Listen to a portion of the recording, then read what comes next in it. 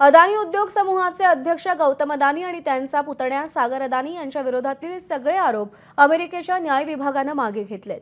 त्यामुळे त्यांच्या विरोधातील संभाव्य खटला कायमस्वरूपी बंद झालाय। अदानींविरोधातील आरोप सिद्ध होणार नाहीत असा निष्कर्ष वकिलांनी काढल्यानंतर हा निर्णय घेण्यात आला। गौतम अदानी यांनी $60 लाख आणि सागर अदानी यांनी $1.20 कोटी भरण्याचं मान्य केलंय। त्यासाठी त्यांना आपण कोणतेही गैरकृत्य केल्याचं स्वीकारणं किंवा नाकारणं गरजेचं नाही।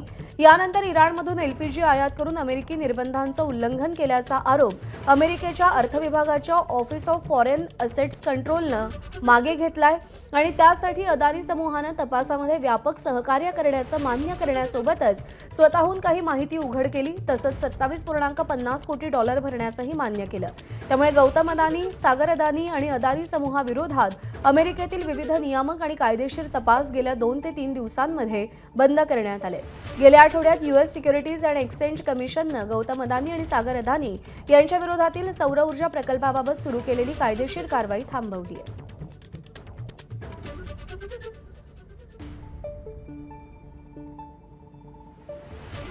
इराणमधून एलपीजी आयात करून निर्बंधांचं उल्लंघन केल्याचा आरोप मागे घेण्यात आलेला आहे। अदानी समूहाकडून $27.50 कोटी भरण्याचं मान्य झालेलं आहे। अमेरिकेच्या न्याय विभागानं गौतम अदानींना मोठा दिलासा दिलेला आहे। गौतम अदानी आणि सागर अदानींविरोधातले सगळे आरोप मागे घेतलेत। अमेरिकेनं ठपका ठेवल्यानंतर त्याचे भारतात मोठे पडसाद उमटलेले होते।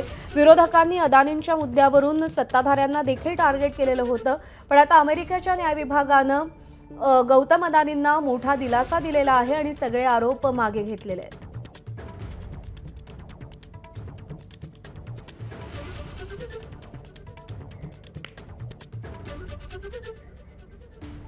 दरम्यान नेमकं काय घडलं होतं ग्राफिक्सच्या माध्यमातून पाहूया। गौतम अदानी आणि अमेरिकेमध्ये अखेर तडजोड झाली आहे। निर्बंध असूनही इराणकडून गॅस खरेदी केल्याचं हे प्रकरण आहे। $275 दशलक्ष वर अंतिम समझोता निश्चित झालाय। नोव्हेंबर 2023 ते जून 2025 दरम्यानचं हे प्रकरण आहे। अदानींनी दुबईच्या व्यापाऱ्याकडून एलपीजीची खरेदी केली होती। व्यापाऱ्यानं वायू ओमान आणि इराकचा सांगितला, प्रत्यक्षात इराणहून आणला।